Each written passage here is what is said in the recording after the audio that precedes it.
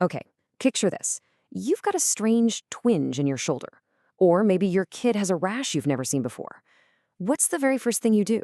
Well, if you're like most of us, you grab your phone. But these days, it's not just about typing into a search bar. There's this new, incredibly powerful tool we're all turning to, AI chatbots. They can give you complex answers in plain English, like instantly.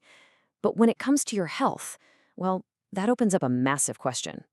I mean, really, can you trust these large language models with something as personal and important as medical advice? Are they a fantastic new resource, or could they be a source of some seriously dangerous misinformation?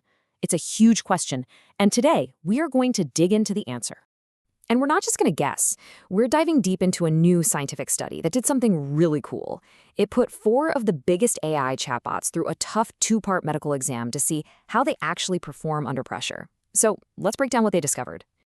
Here's the plan. We'll look at how the researchers set up this test, check out the report card for each AI, see if their advice actually helped real people, and then wrap up with a practical toolkit you can use to stay safe out there.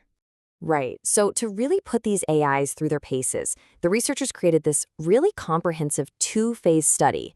This wasn't just about asking a few random questions. No, this was designed to measure not just the quality of the information, but whether it actually works in the real world. To make the test super realistic, they focused on one specific medical condition, developmental dysplasia of the hip, or DDH. It's a pretty common issue in infants where the hip socket is a bit too shallow. Now, this is a perfect test case because for new parents, getting clear, accurate info to catch this early is absolutely crucial. So, the exam had 2 main parts. First step, the expert evaluation. They got 5 pediatric orthopedic surgeons, we're talking top experts in the field, to independently grade the AI's answers to 16 different questions about DDH. Then came part 2, the caregiver trial. This was a proper, randomized, controlled trial to see if parents who were actually taught how to use AI for health questions learned more than parents just using regular web searches. This 2-part approach is so smart because it means they weren't just fact-checking the AI, they were measuring its real impact on people. So the big question, how did the AIs do in part 1 of their exam? Let's take a look at the report card from the medical experts. The study tested 4 of the heavy hitters: ChatGPT 4, DeepSeek V3, Gemini 2.0 Flash, and Microsoft's Copilot.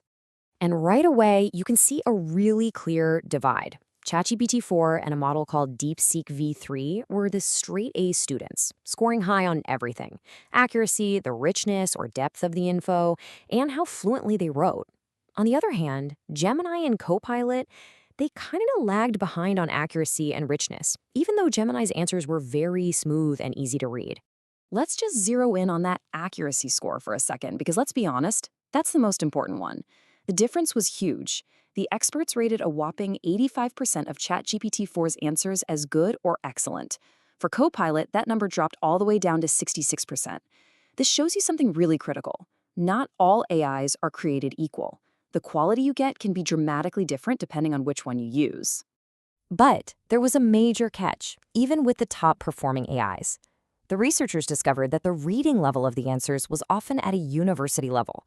Now, this is a massive problem because health organizations recommend that all patient info should be written at a 6th grade level so it's accessible to pretty much everyone. So an answer can be 100% accurate, but if the average person can't understand it, what's the point? And that brings us to what might be the most important part of this whole study. An accurate answer that's too confusing to understand doesn't really help anybody. So did using AI actually make a difference for real people trying to learn about a health condition? That's what the second phase was all about. The researchers got 127 caregivers and split them into 2 groups. The control group did what most of us do. They just used regular web searches to find info. The other group, the intervention group, got special training on how to use AI chatbots effectively to ask health questions. This was a test to see if a guided approach to AI was better than just going it alone on Google. And the results were pretty stunning. The group that was trained to use AI showed a massive improvement in their specific knowledge about DDH. The improvement was so significant, what scientists call a moderate to large effect, that it proved the training wasn't just a little bit helpful. It was incredibly effective at teaching them what they needed to know. But what's even more impressive is the long-term impact. 2 weeks later, that same AI group still showed a lasting improvement in what's called eHealth literacy. That's their overall skill at finding and using health info online. So here's the key point. Using AI didn't just give them answers. When they were guided, it actually made them smarter, more capable health consumers over time. Okay, so after this whole comprehensive exam, what's the final diagnosis on using AI for your health? Well, the evidence points to a really clear but definitely nuanced conclusion. Let's just quickly break down the main takeaways. 1. AI is a promising extra tool, a great place to start learning. 2. The quality is all over the place, so which model you use really matters. 3. Learning how to ask good questions makes a huge difference. But, and these last two are so important, the AI was pretty bad at giving specific, actionable advice. And number 5, the most important of all, it absolutely cannot replace a real evaluation by a healthcare professional. You know, the researchers themselves said it best in their conclusion. Large language models can help with general information, but they are no substitute for a real doctor. They can give you the what, but they can't give you that personalized, so what do I do now? That only comes from a real clinical evaluation. So what does all of this actually mean for you the next time you're about to ask an AI about a health issue? Let's turn all these findings into a simple, practical toolkit you can use to navigate these powerful systems safely and effectively. Here is your 3-step AI safety check. It's super simple. Step 1, remember that readability problem? You can fix it. Just add this to your prompt. Explain this to me at a 6th grade reading level. It works like a charm. 2, ask for sources. A good AI should be able to tell you where it got its information. If it can't or won't, that's a big red flag. And 3, this is the golden rule. Always, always verify.